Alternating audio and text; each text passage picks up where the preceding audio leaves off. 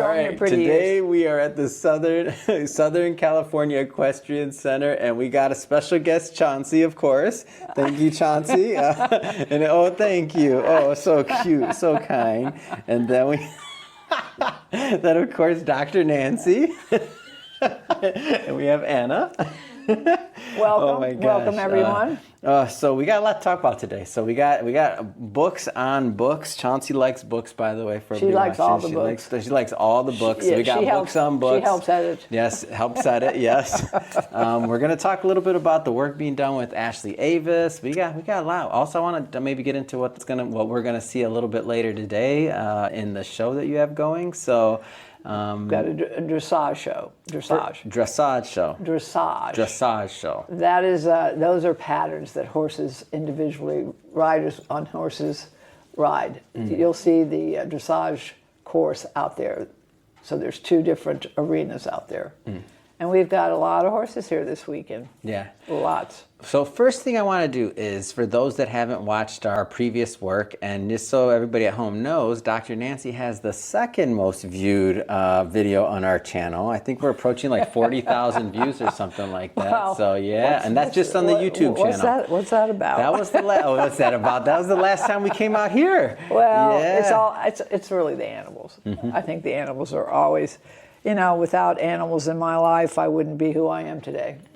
Horses have saved me over and over again. And this puppy right here, this is one of my many Dobermans. I've had many generations of Dobermans, and this is Bon Chance, Chauncey, which is Lucky. She is Lucky. She's one of my lucky girls. So tell us, just to get us kicked off here, Women Connect for Good. Yeah. What led you to starting that, and why? Well, I think you'd have to go back to the beginning, which is, actually I did research on women's issues back in my in my master's, and then continued work, seeing where women were in the workplace. I was a tomboy.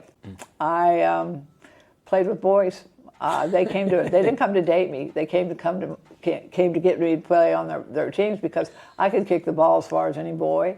And so, so being a tomboy was really the way I survived being a girl. I still remember when they handed me my first Barbie. And it was my last Barbie, by the way. I looked at her and I went, I'm never going to look like this. And so I tied her to the Venetian cord to my blinds, and I throw her up and hit her on the ceiling. I was that insulted with that doll. And I know a lot of girls love Barbie, but I did not like her. But, I think I felt from early on that boys were having a lot more fun than girls. That, we was playing sports, there was more freedom. Girls had to be pretty and sweet and dress nice, and that wasn't me. So, I never really thought about things until they happened. Love and marriage and a baby carriage. I never thought I'd get married, never thought I'd have children. Well, my first daughter came, and I went, what? What's that about? I wasn't prepared. And then I thought, well, she's got to have a brother or sister, so I had another daughter.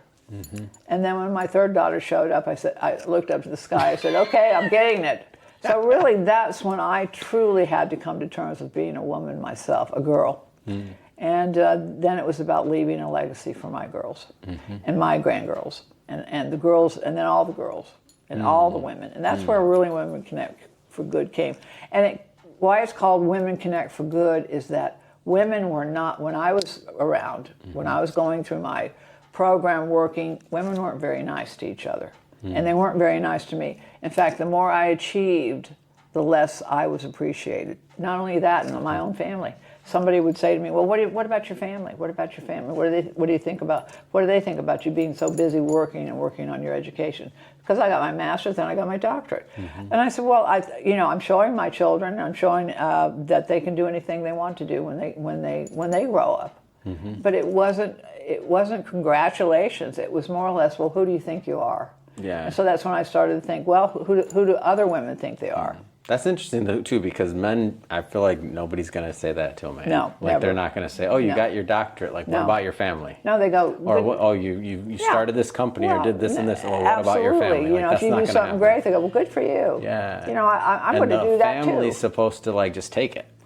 No. Right? No, it was more or less that I was... It's present day, too. I was moving out of my role as a mother and a wife.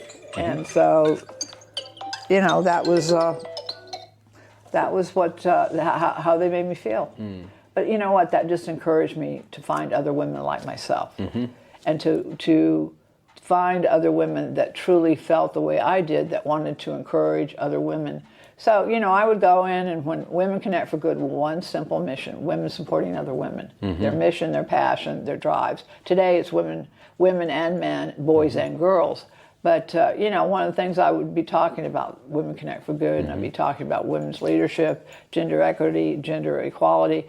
I'd say, how many in this room support other women? How many women here support other women? And it was interesting. Women would literally look down. They wouldn't look at me. They would look down. I was talking to a group of 50 litigators, 50 attorneys. There were some men in the back of the room. I'm sure they were partners. And I said, how many in this room of you all feel powerful? These are litigators. These are women litigators. One woman raised her hand. Really? And so, you know, the concept of power, but it's power to, not the power over. And so I think women back then, and I think it still goes on, is that you've got to be sweet, you've got to be nice, and you want everybody to like you. And that's just not the way the world works. Men don't feel that way. You know, they're going to go out, and we're going to go out and play golf, and I'm going to beat your butt, you know? And women would never say that, but I have said that to other women. I know but you have. but these are women that I also know that they're more like myself. Yeah. So Women Connect for Good has been building a community of like-minded women and men since 2012. Wow. And you know what? Our numbers are growing, and we continue to grow. And we get calls, and get you know, you can talk to Melissa and the rest of the team. We're constantly now getting invitations to do things, and speak, and to go and to grow. And I'm loving it because, you know, this is what we need now more than ever. You know, women have lost a lot of ground with this administration, and continue to lose ground as far as the vote, body rights. Women are leaving the workforce right now. The numbers are increasing of women leaving the workforce. We can't do that. We can't back off now. We have to keep moving forward. So Women Connect for Good is all about moving forward with partners and with collaborators. So join us. We want people to join us, because the greater our numbers are, the more we can do great things in this world. Talk a little bit more about that concept of collaboration and the partner side of things, because I've just noticed, like, I've had the privilege of interviewing lots of your partners, whether it's Gloria Felt, or whether it's Convoy for Hope, whether it's like you're reaching literally worldwide. We for definitely sure. That's have not a an global exaggeration. Reach. I think the thing that when you talk about collaborations and partners, you know, I think for so long competition and silos. People had their organizations, their fundraising, everything was compartmentalized. But now the concept is we bring more people into, you know, I don't want to do everything. Women Connect for Good can't do everything. Your organization does it. Your organization does it. And you do it better than mine does. Why don't you do it for me, and I'll do something for you? So I think that was the partnership and the collaboration when, you know, as Gloria Felt says, there's a big pie. There's plenty of pie to go around. There's plenty of slices. And when we begin to understand that, you know, and it's so much more fun. Because when you succeed, I succeed. When you win, I win. And I think that's what we're finding more and more, especially now, more than ever. I know today we're at your property, Southern California Equestrian Center, and we're going to be watching, like you said, the Dressage show. But before we get into that, maybe some of the other things, I know you're working with Ashley Avis on some important initiatives. Let's talk a little bit about that. Well, this is very, very close to my heart, and you know, I said this earlier, and I'll say this over and over again. Horses have saved my life. I was going through a very difficult time, and a good friend of mine took me out to the barn, her barn, and introduced me to the Arabian horse. And something clicked. It was not only the community, but it was the animals. And then I bought my first horse in 2012. And since there, you see where I've evolved into. Now I have an equestrian center. We have horse shows, and I go to shows all over the country. But it's really so close to my heart that horses are everything. And when, anytime anybody comes, I'm going to go out there and introduce you to all my horses. And we actually do introduce you because I want you to develop a relationship with them. A lot of people don't think of them as, every horse has its own personality. Yeah. Every horse is individual. And they have their go-tos. Some don't want you touching their face. Some will actually turn around and say, scratch my butt, But once you begin to understand, they're completely individual animals. And the horses have their favorites too. They have their favorites. They want to be by certain ones. Like Martini might be my favorite, but I might not be her favorite. Yeah, that's true. That's true. I have a picture of Martini hanging in my home. I have the one you sent me. They'll let you know very, very Fast quickly. Eddie was a little rambunctious. Like he was not. Fast Eddie is now with a little girl. We're very excited. Oh, really? He's now with a little girl in Arizona. Way. Yes, he's found. He's all grown up. He's all grown up, and Fast Eddie has a new home. But no, I mean, like I said, this is my passion. Mm-hmm. And then Ashley Avis, of course, was involved with horses herself, with the Wild Horse Foundation. Mm-hmm. I became involved with her at that point. The rest of the story continues because I wanted a mini donkey. Mm. And the mini donkey that I started looking for became a process of finding out about kill pens. Mm-hmm. And then find out that there's kill pens all over the United States of America. Yeah. And over 20,000 horses are sent to Canada and Mexico to be slaughtered, to be slaughtered for meat. Yeah. And these kill pens are collecting these animals, and then they send out appeals to individuals to buy them and to get them. And we have to stop the kill pens. Mm. And what we're doing is not only doing lots of promotion, and we're going to do some PSAs, get some celebrities involved, but our goal is to pass the SAFE Act, which is to end the kill pens. Mm. The SAFE Act is Save America's Forgotten Equines Act. Mm-hmm. And Diane Ladd, I think, is going to jump on board again. She helped with the Wild Horses Foundation when they went to D.C., and I think Diane Ladd's going to jump on board. Mm-hmm. But we're just starting this campaign, and so we want people to know that there are things that are going on in the world that aren't nice. Yeah.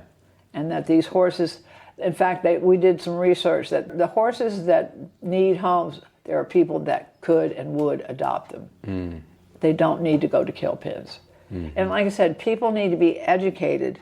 If you get a horse, if you choose to adopt, I use the term adopt. Mm-hmm. I don't like buy. Yeah. Adopt. If you choose to adopt a horse, you have to think about 15 to 20 years that horse is going to be in your life. Mm-hmm. So that means care, feeding, medical, and longevity. What is that horse's purpose? Mm-hmm. My horses have jobs. My broodmares, they're kind of hangout horses now, and I've got a couple that are retired, but we're still riding, we're still driving. You always want a horse to have a purpose. You want a purpose for a person. For sure. When you get up in the morning, don't you want something to do that you know that you're going to do? Same thing with a horse.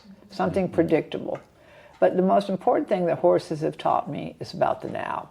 Being in the moment. They know exactly who you are. When we go look at those horses, they already know who you are. It's interesting. It's interesting. They do. And they know I'm usually scared. I'm like, how do I They'll know if you're anxious. They'll know if you're, if you're open to them. Yeah. When I go show you my big Frisian Nicky, who's 18 hands, he's going to know about you pretty quickly. Wow, it's so big. He's just a 5-year-old baby too. He's just adorable. But no, I mean, and so we have to protect our horses. Mm-hmm. I mean, look at our history. Horses have been so important in our history. For this country, I mean, for the whole world. That was our transportation. Yeah. Where they've taken through transportation, through wars. Mm-hmm. And and again, just the joy, and there is the sport of horses. Mm-hmm. I mean, I show horses drive, I ride, and I breed Arabians, but there is the sport, a fun sport that you can go and watch. Yeah. These beautiful horses.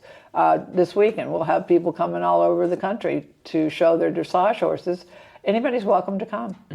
We will open the doors, open the gates, and say, "Come on in and see these horses," and we don't charge. We do not charge anything. So talk a little about that sport, because I believe I've seen it on TV possibly, but I'm not claiming that I ever understood what I was watching. I just think they're beautiful. Like you watch them the first time and you're actually mesmerized. Is the foundation of riding, because you're actually moving the horse the way to execute a certain gait, whether it's trotting, walking, or galloping, or cantering. And so what they do is they go through one individual rider, we call them exhibitors, who's dressed in their dressage, beautiful clothing, the outfit is everything, you know. So, and they go out. Like everything.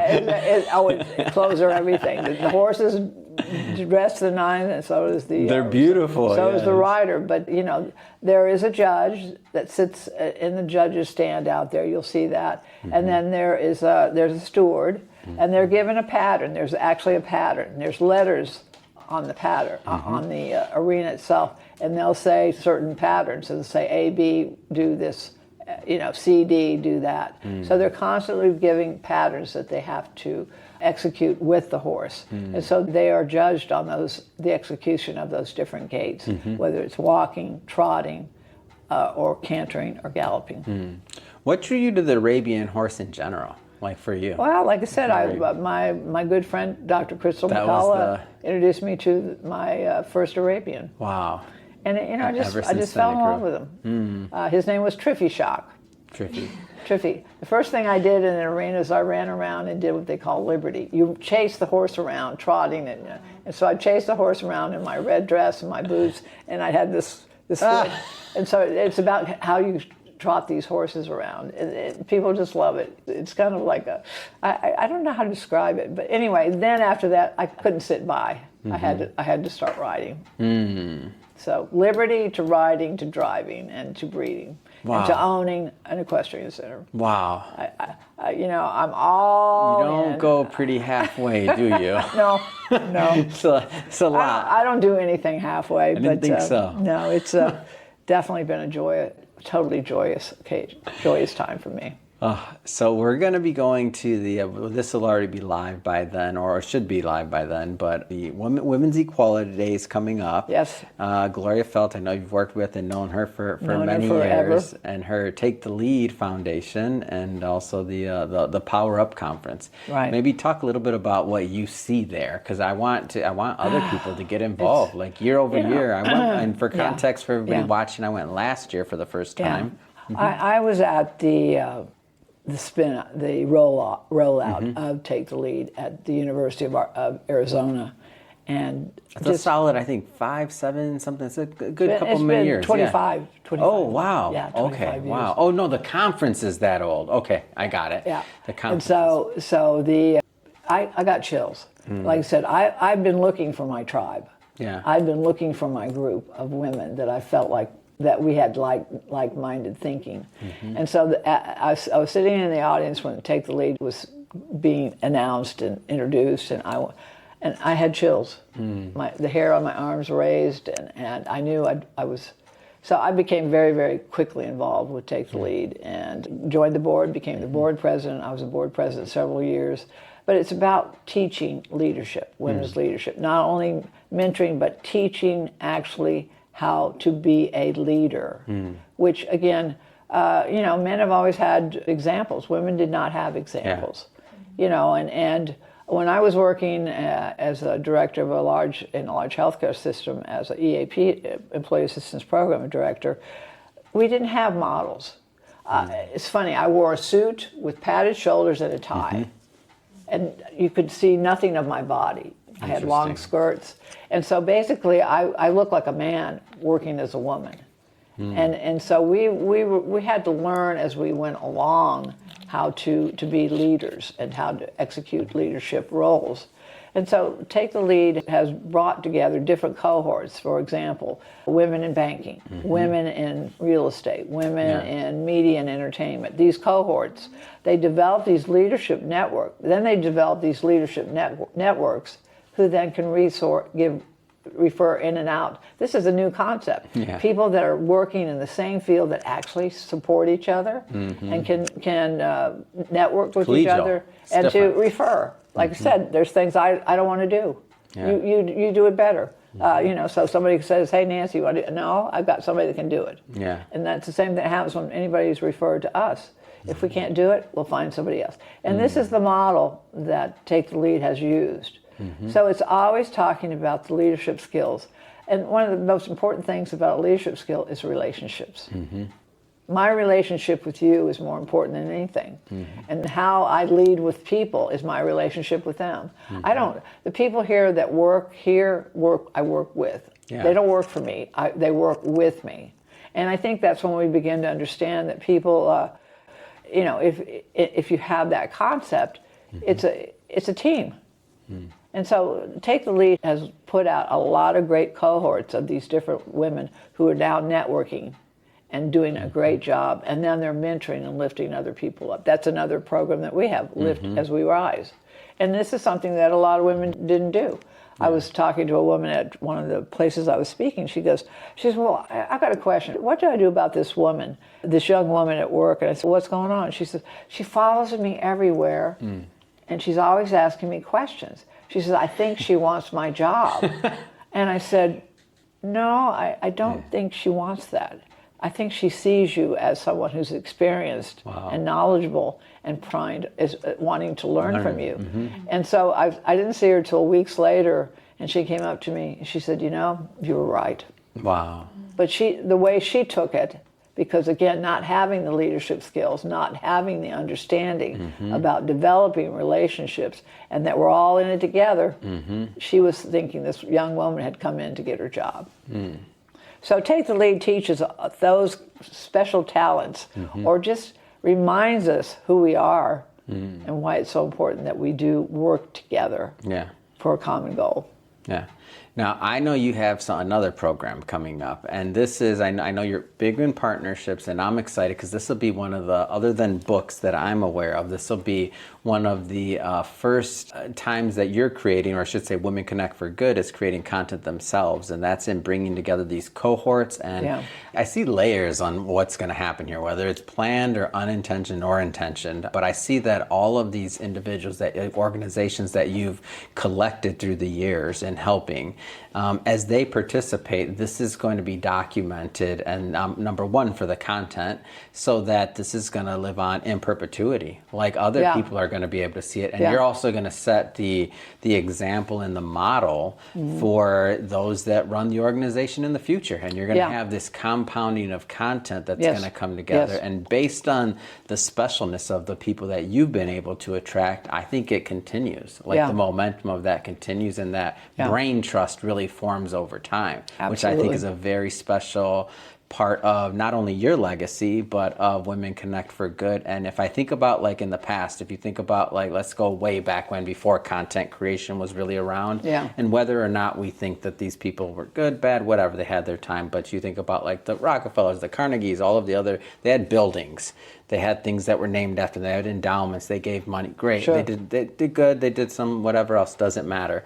But imagine if that knowledge of those people during that time that were actually trying to do good, imagine if that was passed on, those private conversations. Imagine if that, like, what could have happened other than just money or buildings, or which those are important. I'm not saying that's not important. But I mean like that becomes exciting. And to me, this is like the first time in history this has been possible. It really is. And you are a leader and a pioneer in doing that, and what you're putting together with these cohorts, one at a time. Thank you. I'd like to think that. Like I said, I'm on the National Women's History Museum board, and I wouldn't be upset being a part of history. Yeah. Because I think that's what we need to do, is continue to tell the stories of how we get to be who we are. In fact, that's one of the first things that when I do any podcast, first thing I ask, tell me who you are. Tell me how you got to be who you are. And it's almost interesting because people then begin to see the path, see the journey, the path that they took. That was a hard one when you asked me that question. I had to answer like 3 different times. I wasn't used to the question. She's like, no, but tell me who. No, but tell me who. Tell me you did it like 3 times. You're not the first. I was just so unaccustomed many of these are to it. Very, very accomplished. Very, I said who I thought I was. Some of my identity that I thought I was, but you got under it. That was great. Yeah, no, but that in itself starts to, I don't want to say level the playing ground, but creates a continuity between all of us, because everything that we talk about then, that there's a connection. And so that to me has always been the most important connection. So the Connect for Impact is what we've been talking about. And this is a youth program. And we've done education. Now we've got sports. We've got global. We're getting all the pieces. I like pieces, the pieces that we can put together. But I've been talking about girls and women forever, but I haven't really done enough with girls. And so the Connect for Impact group will be young women ages 16 to 20 years old, who many of them they have to go through an application process. And most of these girls will be a part of this first cohort, are already leaders in their own right. So we're talking about creating leaders for the next generation of leaders. And this is what we've got to do right now, more than everything. This has been the problem with representation in our country. No one is really nurtured soon enough or early enough to take those roles and be ready to step in to the most important leadership roles that we need as women right now than ever. So this cohort, we're very excited. And then we'll have a graduating class. That's gonna and be we'll fun. have mentors, and our faculty will be there. And our faculty is, as you said, I call them faculty. I don't care what anybody else, network faculty. But these are truly women and men, and and you're in the faculty as well. He's one of our faculty members. I like it. I'm getting fancy around here. You're fancy now. But I'm gonna be chasing a horse with one of those things you talked about. Like, what's that? Get that guy out of here. We call them sticks. We don't use the term. We call them sticks. But, chasing a horse with a stick, and then they're going to be chasing me back. I'm going to be running. But we also want these girls to know it's an honor to be a part of this first cohort. It absolutely and then is. after they graduate, it will be an honor for them to continue with the next cohort and the next cohort. And as we said, we want to duplicate this so we can pass this on to other organizations. So if your organization wants to start one in your organization, then we'll have a network throughout the United States of Connect for Impact cohorts all over the United States. But then, we're also, now this is something I heard just a couple days ago, boys and men are starting to feel left out. So we're not excluding boys and men. We're just taking this one step at a time, but we're going to continue to connect for impact for all young men and women. But right now it's the women. But I'm more excited about this than I have been in a long time, because I really truly believe it's been the evolution of where we need to go with Women Connect for Good. And I think all these faculty, different members from the ERA Coalition, the National Women's History Museum, the faculty, the women that are saying, oh, absolutely, I'd love to be a part of that, are going to come in and be educators. They're going to come in and talk about how they did what they were doing. They're going to talk about themselves and how they became who they are. And I think that's the most important thing, is when we share that, people go, oh, we've got so many similarities, and we all tie our shoes about the same way, and then, like I said, it creates continuity and synchronicity that we can also come together and make great things happen. And what I like too is that it provides access. So that's the thing that I feel that, and I know you know this, but I say this as well for the leaders at home and the people that'll watch this. But sometimes we take for granted the people that we have access to and the conversations we're having. Like our everyday, breakfast conversation with a colleague or somebody else that maybe have achieved a certain level of status in this world. That normal interaction or conversation that sometimes we take for granted, that piece recorded and that information disseminated can change entire communities. Or we don't take the opportunity to get to know each other. Absolutely. Those are the conversations that we don't have are the ones that we should have. And that's the ones, somebody walks out of the room and you go, do you know who that was? And you go, no, who was that? And then they start to tell you who it was, and what a lost opportunity for both of you.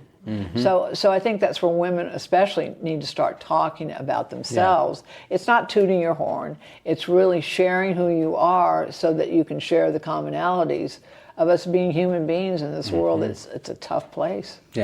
And that when we share and help each other, anything's possible. And there's a lot of people that'd like to help if they knew you needed it. If they knew there was some value that you could add to each other. Everybody can help in their own particular way. But, we're not going to get to the finish unless everybody comes with us. It's all or none. I want to get into some book talk here. We got some books. You know, everybody been watching this show for a long time. Know we love some books here, but hold on. I'm holding this one up for the camera just because I don't have this one at home, but if you can see that one at home. I'll give you that one. You can have that one. Dr. Nancy and her horses. I had to bring those up as well. That's Marilyn Monroe. Wow. the horse. That's Marilyn Monroe, yeah. Her baby I just sent her baby down to Berkman Center to start his training. Wow. So Marilyn's down there with her big boy now. That's amazing. Her name's Marilyn Monroe. His name is Kennedy. Of course. I saw the documentary, you know. Did you see that? Yes, it was good. Okay. I had to. I couldn't help no, myself. It's great. It's great. That's your prerogative on that one. So let's get into some books. So we got here Timeless Women Speak. I know, and by the way, you haven't seen this yet, but I seen it this morning. The whole like A+ content, the change. I know we've done a complete kind of rebrand around making your Amazon store more accessible for people, because this is you have a whole catalog now. So my question for you though is, having a catalog of books, isn't it interesting? These things, they compound. You wake up and wait till you see when it's all live, you're going to click on it and you're going to be like, oh my gosh, these are all, to see it all in one place. How do you feel? Well, I think, but they're all the same. Yeah. They're the same story. It's all the story of where we are and how we feel and how we are educated, what we choose to react to.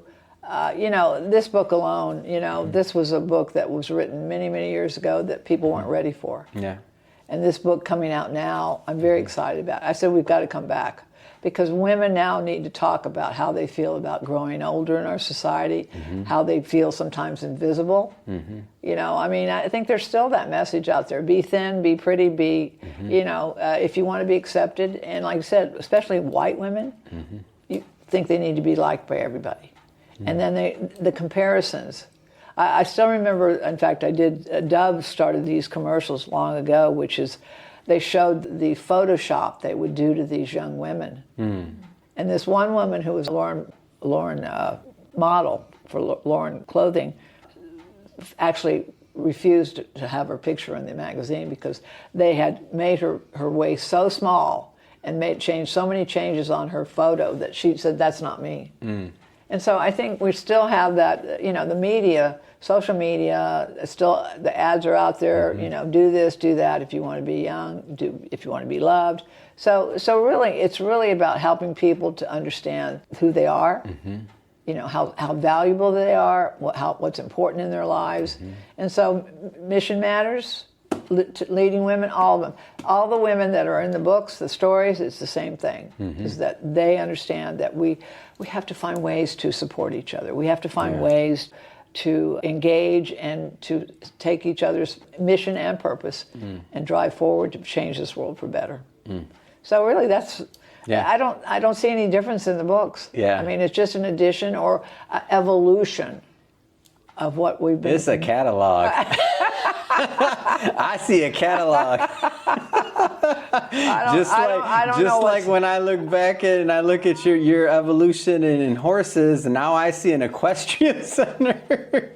I see a catalog here. They've added up. Yeah. No, I'm very blessed and I'm very lucky. I would not be where I am today without lots of people. Yourself included, and people that have helped me along the way. Anytime anything happens in my life, I said, no one gets anywhere alone. No one.